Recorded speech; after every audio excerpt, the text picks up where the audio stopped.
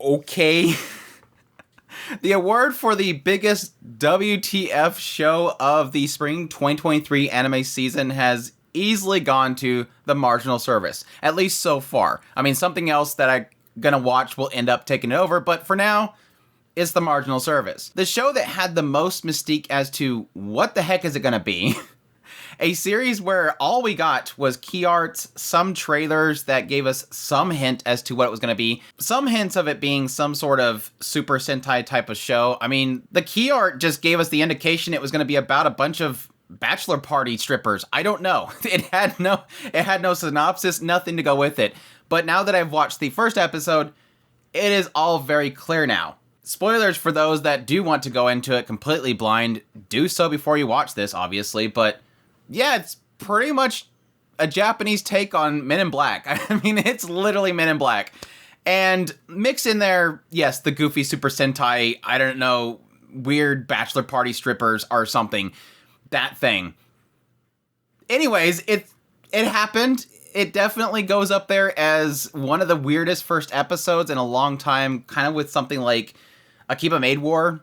It's not to those levels, so don't get me wrong, but this is my thoughts on that first episode of The Marginal Service. Again, a series that is airing in the spring 2023 anime season. It's an original series that is being produced by Cygames and Dugout, so I'm sure it's just going to be a ton of merch around this if it's actually successful, but let's jump into it. The Marginal Service opens up with a guy named Brian Night Raider, and he is working along with his partner trying to capture bad guys. Well, unfortunately, his partner gets killed while they're trying to chase down some guy, and even when he did catch the guy seemed to have been forced by some unknown force to end his own life in order to keep him quiet. We'll jump forward to his office. His boss fires him for essentially getting his partner killed and also all the destruction he caused and breaking and entry and all that kind of stuff. And while he's just kind of sulking and drinking away his problems, eventually he gets a letter to go to this Marginal Service. He kind of ignored it briefly, but then he eventually goes to the location where he finds this small shop with a bunch of weird statues and oddities like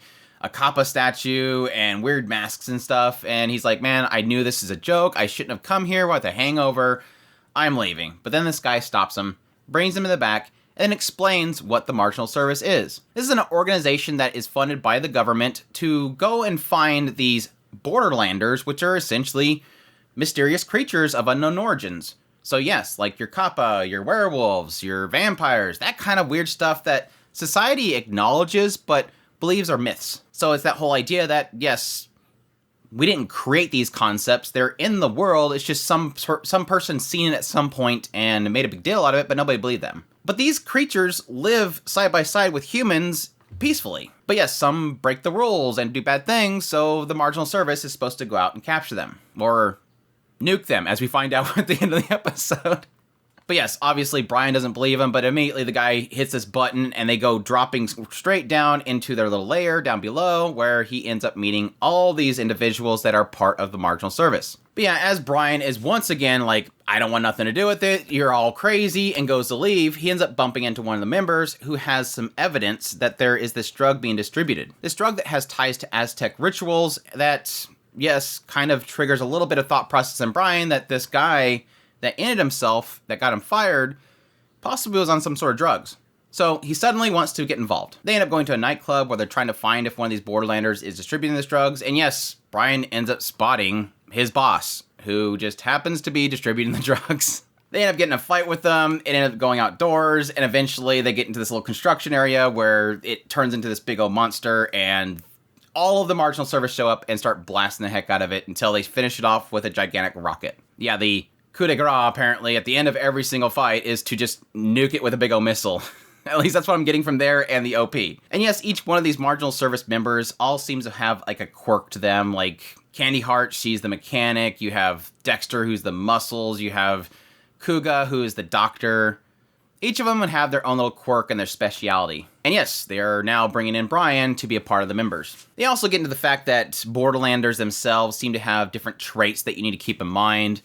A couple they pointed out was that one is that they have unique religions and thought processes that normally humans can't understand. They also have high regenerative cells, that kind of stuff. But yes, my thoughts on the Marginal Service. I won't say that I'm sold on the show yet.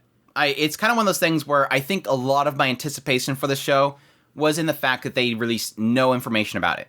So there's a lot of mystique in it, and I wanted to know what was going on here, and what is Cygames paying into, because Cygames typically pumps a lot of money into anime, and when they do, typically the production values are really high. Studio 3 Hertz is a really good studio, so you have a good team set up here, at least for production-wise, and something good might come from that. You also have series composition by Kenta Hihara, who's worked on like Vinland Saga, Miracle-chan, and Uncle from Another World, so really solid person there. So the question mark was going to be, is there something of substance here?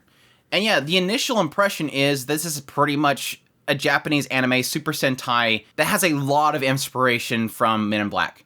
A lot of Men in Black inspiration. I mean, it's down to the idea of this one guy who sort of has problems with his previous job. He gets invited to join this group because obviously, despite his destruction, that is exactly what they want. And he goes to this one facility and walks in the door. There's even the person standing there. There's a sign. You have them going downstairs to the actual location, the facility for them. You have a big cast of characters. You have the rookie. You have the veteran. Everything feels very, very, very Men in Black. Not to say that's a bad thing. I love when things are inspired by something else and do something really weird and different with it, especially when it comes to Japanese anime. And we're already getting that in the idea that you're twisting it from being Men in Black with these cool black suits and they look all cool with the sunglasses and everything to literally a bunch of people in these goofy, baggy MC Hammer outfits with these construction hats on, and they all have weapons that look like construction equipment, and like the key art had, they look like a bunch of bachelor party strippers. It's just dorky. And then you also have the mascot, Peck, who apparently is a psychotic looking gopher. I don't know. He looks psychotic. I love when he first walks in the door of the building. He has a sign that says like, welcome. And then the moment that Brian's like, yeah, this is crazy. I have a hangover. I'm out of here. He goes to walk out and suddenly the sign says goodbye. And he has a different expression on his face. When he first came in, it was like some shock face. And then, yes, when he goes to go downstairs, the sign changes to closed. It's really weird. They have these really weird kind of little attention to details that give it a little bit of extra quirk. The idea that when they go out to find the person distributing the drugs, Brian's talking about his dad problems. He got daddy issues. And so literally Zeno just kind of stops at a psychiatrist and says, all right, there you go. Get out. It's got some nice little kind of subtle humor mixed in there. And I think that's where they're kind of going with here. It's kind of one of those things where it looks like the characters are taking the situation seriously, but it has kind of this absurdity to it, which is kind of similar to something like, again, Akiba Maid War. I think they're going to go with something similar to that. Now, with Akiba Maid War, they started getting really silly with the characters, whereas like the first episode, it was very serious, but it was comedic. And I think this is where this is going. I think this is going for more of that first episode style of Akiba Maid War, where the subject series, I mean, they're blowing up a random alien that you would say deserves to live, but their idea is like, no, these are aliens, they did wrong thing, blow it up. Our job is to remove it from existence, basically, so they nuke the thing. And it's like, well, that was kind of messed up. I mean, that was like the beginning. I mean, there was no questions asked. There was no trial here. Literally, the dude had a bunch of pills around him, and they started shooting. They don't even ask questions. So it's obviously they view these Borderlanders as kind of subhuman and not really human. But all that said, besides the very end of it, besides the absurdity of the very beginning of it, besides my feelings of Men in Black sort of giving me a bit of a chuckle the entire time, it hasn't really done anything too great. I mean, the characters themselves aren't that interesting. They seem very bland. You have Musclehead guy, you have the I'm super beautiful lady, you have the everybody is dumber than me guy, you have the cocky rookie that's coming in, you have the stern veteran guy that's coming in. They're very, very bog standard art type characters for a type of thing like this.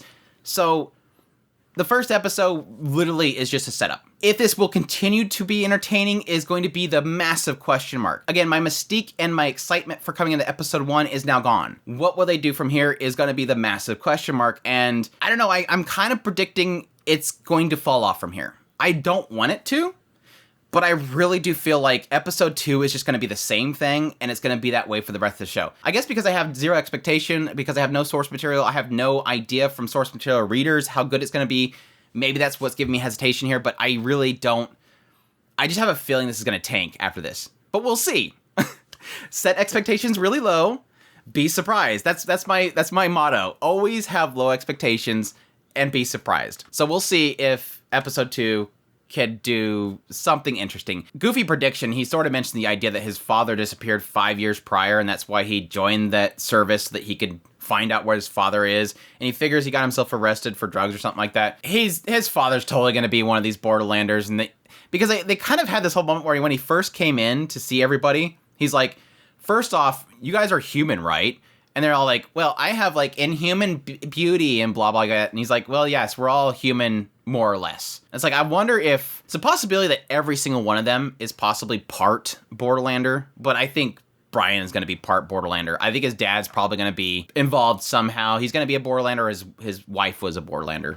An obvious twist that's coming up eventually. It also looked pretty solid. I mean, not for Cygames standards, like with Cygames Pictures, their studio, but again, this is 3 Hertz, not Cygames Pictures, so we'll see if the quality will hold up as well. But anyhow, that's my thoughts on the first episode of the Marginal Service. I hope you guys enjoyed this video. As always, if you did, make sure to hit that like button down below, comment, let me know what you thought of the episode, or if you're going to be checking it out. Additionally, if you're new to the channel, make sure to hit that subscribe button so you get my content. I do news, reviews, first impressions, top list. If it's anime, it's pretty much here. Additionally, if you want to support the channel more, I have a Patreon link, a tips link, super thanks button down below, also membership button. I greatly appreciate everybody that supports the channel, and y'all take care.